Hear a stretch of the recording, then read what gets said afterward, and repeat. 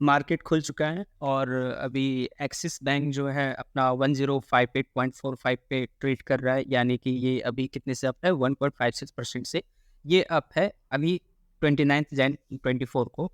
ठीक है, तो अभी इसका एनालिसिस करते हैं, fundamental technical F I P I सब कुछ हम लोग इसका एनालिसिस करेंगे और देखेंगे क्या ये एक बाइंग अपॉर्चुनिटी बन रही है कि नहीं बन रही है। ठीक है, तो अभी देखते हैं, सबसे पहले इसका एस्टिमेट देख लेते हैं कि इसने मार्केट को सरप्राइज़ किया है, क्या किया, कितने से किया।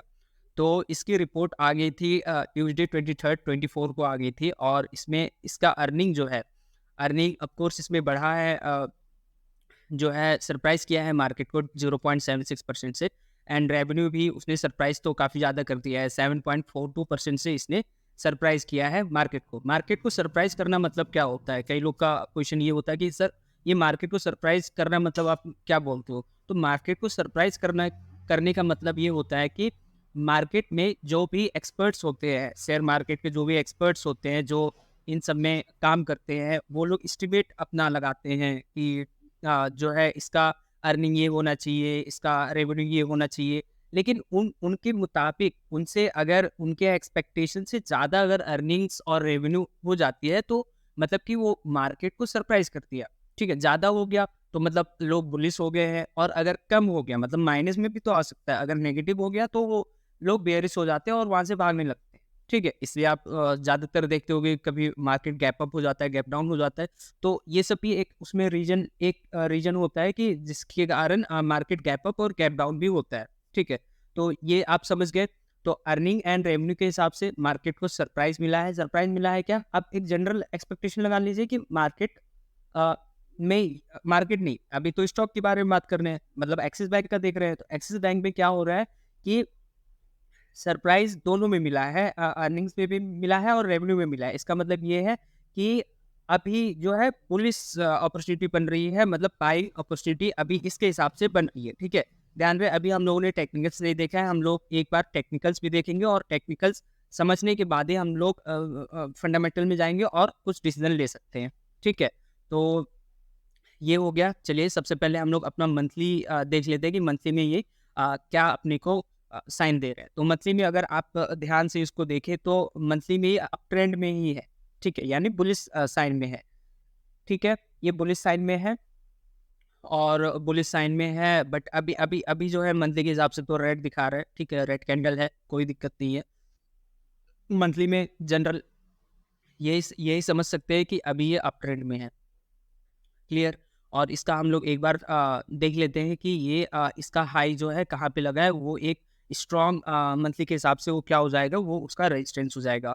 तो स्ट्रॉन्ग रेजिस्टेंस इसका बन रहा है कितना, 1154.65 पे इसका जो है स्ट्रॉन्ग रेजिस्टेंस ये अपना बनते हुए दिखा रहा है 1154.65। ठीक है, तो सर स्ट्रॉन्ग सपोर्ट कहाँ है, तो स्ट्रॉन्ग सपोर्ट अगर यहाँ पे देखा जाए तो स्ट्रॉन्ग सपोर्ट हम लोग यहाँ पे लगा सकते हैं 930 के आसपास। ये जो है इसका स्ट्रॉन्ग सपोर्ट है, क्योंकि वहाँ से ही ये ऊपर गया, फिर नीचे आया, फिर ऊपर गया। ठीक है, ये तो हो गई अपनी मंथली की बात।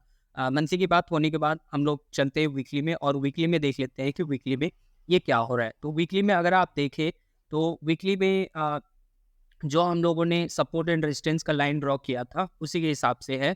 क्या है उसके हिसाब से कि यहाँ अगर आप ध्यान से देखें तो इस लेवल पे मैं एक बार ड्राइंग टूल ले लेता हूँ, फिर आपको समझाने में आसानी होगी। ठीक है, तो आप देखिए यहाँ पे क्या हो रहा है, मार्केट यहाँ तक आया। ठीक है, यहाँ से फिर नीचे आ गया, फिर ऊपर गया। ठीक है, फिर नीचे आ गया और इसको तोड़ते हुए ऊपर गया, बट वो सस्टेन नहीं कर पाया, फिर नीचे आया। यहाँ तक समझिए इसका मतलब क्या है? इसका मतलब ये है कि मार्केट जो यहाँ पे था, ये एक स्ट्रॉन्ग रेजिस्टेंस इसका था। ये क्या था इसका? स्ट्रॉन्ग रेजिस्टेंस था। ठीक है? जब इसने इसको क्रॉस करके ऊपर गया, ऊपर से नीचे जब आया, मतलब वही जो स्ट्रॉन्ग जो रेजिस्टेंस बना था, वो अब इसका सपोर्ट बन गया है। ठीक है? वो इसका सपोर्ट बन गया है।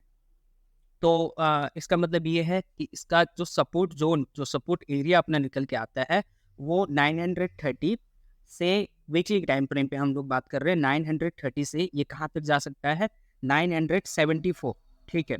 ये एक सपोर्ट ज़ोन है। सपोर्ट एरिया मतलब क्या कि अगर मार्केट अगर इस स्टॉक को गिरना भी होगा, तो यहाँ पे हो सकता है यहाँ तक गिरे और यहाँ से बाउंस बैक करके अपवर्ड डायरेक्शन में जाए, मतलब बुल ट्रेंड फिर से ये पकड़ ले अपना। ठीक है, यहाँ तक ठीक है। और यहाँ पे अगर हम लोग इसका रेजिस्टेंस जोन देखें, रेजिस्टेंस जोन मतलब क्या, कि वहाँ तक हो सकता है जाके वहाँ से गिर सकता है। ये है इसका सिंपल सा मीनिंग, आप समझिए कि ये है रेजिस्टेंस जोन। तो रेजिस्टेंस जोन को अगर मुझे इसको करना हो तो रेजिस्टेंस जोन आपका ये बन रहा है, मतलब 130 से 154-55 तक अपना रेजिस्टेंस जोन बन रहा है वीकली टाइम फ्रेम। ठीक है, वीकली टाइम फ्रेम पे भी ये अपवर्ड डायरेक्शन में है, आप इतना ध्यान रखिएगा। क्लियर है, ये वीकली टाइम फ्रेम का अपनी बात हो गई। अब हम लोग आते हैं डेली टाइम फ्रेम पे। डेली टाइम फ्रेम पे क्या बन रहा है, तो अगर डेली टाइम फ्रेम पे आप देखें तो मैं इसका थोड़ा सा सपोर्ट रेजिस्टेंस जोन को थोड़ा सा मैं मैनेज करूंगा डेली टाइम फ्रेम पे। तो डेली टाइम फ्रेम पे अगर मुझे मैनेज करना है तो फिर इसको ऐसे देखा जा सकता है, इसको मैं थोड़ा सा अपवर्ड डायरेक्शन में थोड़ा सा ऊपर उठाऊंगा। ठीक है, ये 990 आ गया। इसको भी मैं थोड़ा सा रिवाइज करूंगा और इसको मैं लेके आ जाता हूँ 951 50 के आसपास, ये आ गया है अपना। ठीक है, तो डेली टाइम फ्रेम पे ये स्ट्रॉन्ग उसका क्या कह सकते हैं, ये सपोर्ट है। ठीक है, स्ट्रॉन्ग सपोर्ट है। और इसको अगर आप और भी ज़्यादा एग्रेसिव है तो इसको बढ़ाकर आप कहाँ तक ला सकते हैं, आप इसके टॉप तक, यहाँ तक आप इसको ला सकते हैं। और अगर ध्यान से देखें तो ये जो है, ये जो बना है, ये एक हिसाब से अगर मैं आपको अगर आप समझते हैं चार्ट पैटर्न, अगर आप समझते हैं तो ये एक हिसाब से इन्वर्स हेड एंड शोल्डर बना है। ठीक है, एक हिसाब से इन्वर्स हेड एंड शोल्डर बना है। कैसे पता चला, चलिए मैं आपको शो करता हूँ ये पता अपने को कैसे चला है। तो अगर आप देखिए तो मार्केट क्या हुआ, ऐसे ऐसे अपवर्ड डायरेक्शन में गया, अपवर्ड डायरेक्शन में गया। उसके बाद मार्केट ने क्या किया, मैं दूसरा कलर चेंज करके आपको समझाने की कोशिश करता हूँ। उसके बाद मार्केट ने यहाँ पे क्या किया है, तो उसके बाद क्या हुआ, मार्केट थोड़ा सा नीचे गया, फिर ऊपर आया। ठीक है, कलर चेंज ही हुआ मेरे हिसाब से। अ,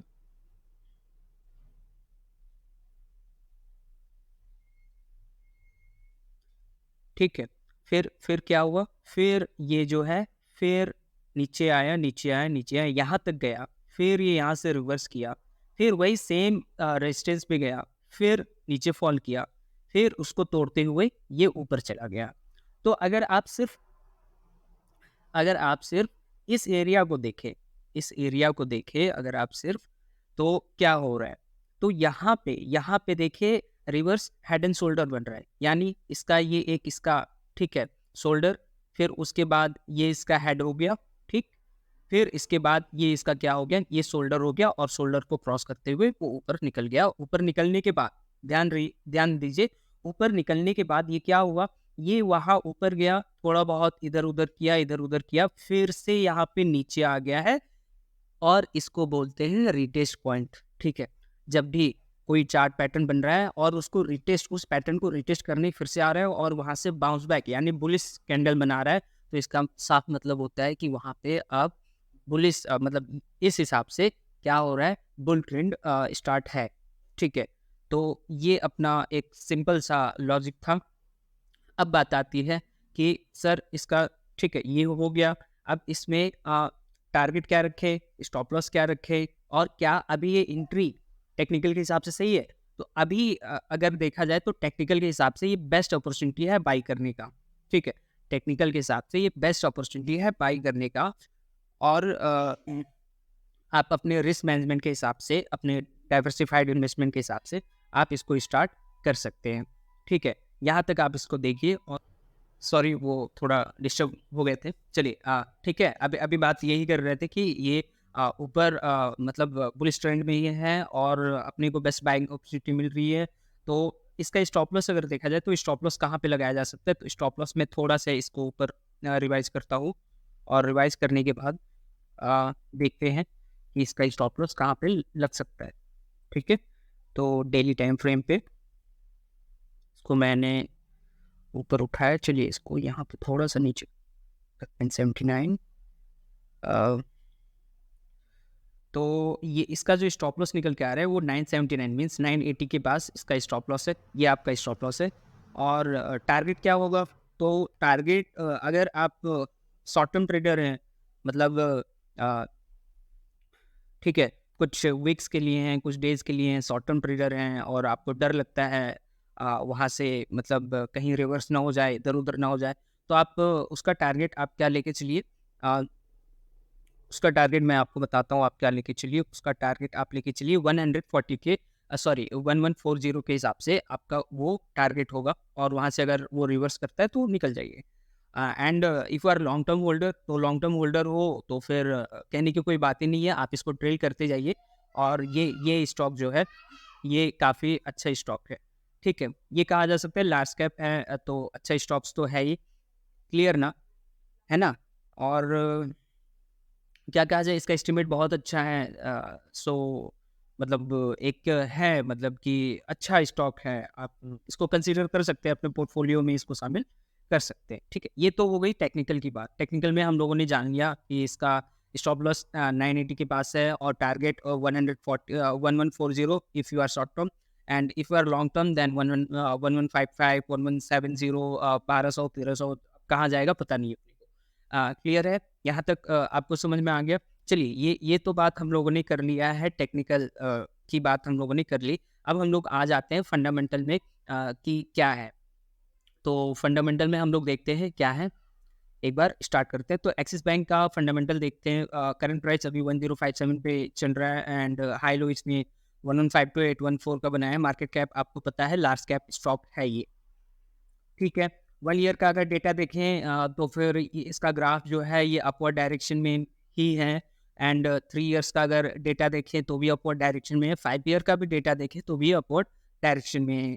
यानी ओवरऑल क्या है, कहने का मतलब क्या है, ओवरऑल ओवरऑल कहने का मतलब यही है कि जब ये 200, फिर से वही 200 की बात आ गई, तो जब ये 200 को क्रॉस करके ऊपर जाने की कोशिश कर रहा है, तब ये क्या हो रहा है कि ये अच्छा खासा ये अपने को रिटर्न दे रहा है। ठीक है, वैसे लार्ज कैप में उतना आप कह लें कि 100% बन जाए, 200% बन जाए, ऐसा नहीं होता है, बट उसकी वोलेटिलिटी बहुत कम होती है, बट रिटर्न के हिसाब से आपको, आप अगर कंजर्वेटिव ट्रेडर है तो वो अच्छा खासा रिटर्न आपको दे के जाता है।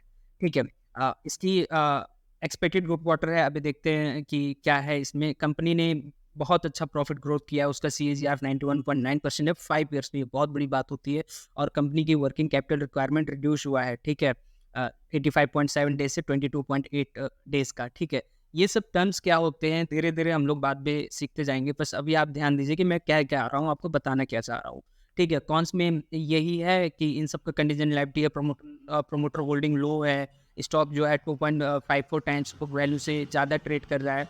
तो वो ट्रेड अच्छा, अब बुक वैल्यू क्या होती है, इस पे शायद मैंने एक वीडियो बनाया, आप वो जाके देख सकते हैं। ठीक है, इसको वीडियो को देखिएगा, वो समझ में आ जाएगा आपको।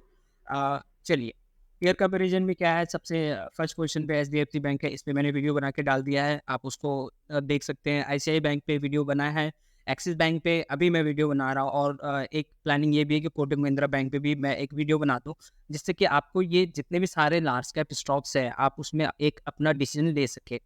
ठीक है, चलिए आते हैं हम लोग नीचे क्वार्टरली रिजल्ट पे। तो क्वार्टरली रिजल्ट पे हम लोग सितंबर और दिसंबर का एनालिसिस करते हैं क्या है। तो अगर रेवेन्यू की बात की जाए तो 27,418 से 28,865 पे ऑफकोर्स ये ग्रो हुआ है। फाइनेंसिंग प्रॉफिट 2609 से 2416 हुआ है, यानी यहाँ पे ये क्या हो गया है, रिड्यूस हो गया है। फाइनेंसिंग मार्जिन 10% से 8% घट गया है, और PBT प्रॉफिट बिफोर टैक्स जो है 8314 से 8688 हो गया है, यानी ये इंक्रीज हुआ है। और नेट प्रॉफिट 6230 से 6520 इंक्रीज हुआ। ओवरऑल कहा ये जा सकता है कि इसका क्वार्टरली रिजल्ट काफ़ी अच्छा आया है। हम लोगों ने मार्केट के ट्रेडिंग व्यू पे देख लिया है कि क्या है उसका सरप्राइज क्या है मार्केट को, तो ओवरऑल काफ़ी अच्छा है इसका। EPS की बात की जाए तो 20.13 से 21.05 हो गया है। चलिए, अब हम लोग बात कर लेते हैं FII-DII के डेटा के बारे में। तो FII-DII के डेटा के बारे में अगर हम लोग बात करें, तो शेयर होल्डिंग पैटर्न पे आते हैं। तो प्रोमोटर 8.22% से 8.20%, यानी 0.02% से घटा है। ठीक है, यानी रिड्यूस हुआ है। FII ने 53% था और उसने 54.168% बढ़ाया है, यानी 1.68% से बढ़ा है।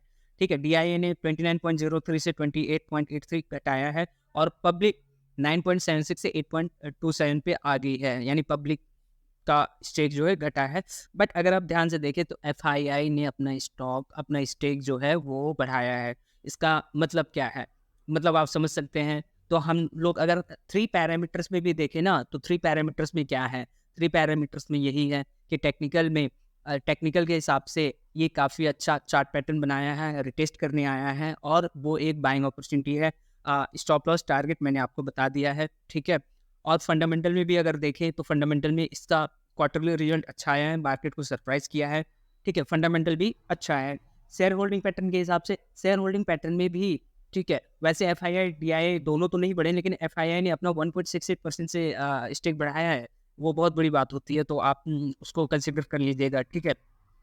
तो ओवरऑल क्या पिक्चर निकल के आता है इसमें? ओवरऑल पिक्चर यही निकल के आता है कि अभी ये एक बेस्ट बाइंग अपॉर्चुनिटी है और अगर आप शॉर्ट टर्म ट्रेडर हैं तो 1155 तक 1140 तक का टारगेट लेके चलिए, फिर वहाँ से अगर रिवर्स करता है तो आप ना एग्जिट कर दीजिए। बट लॉन्ग टर्म ट्रेडिंग के लिए ये काफ़ी अच्छा स्टॉक है, ठीक है? आपको ये काफ़ी अच्छा रिटर्न बना के देगा, ठीक है?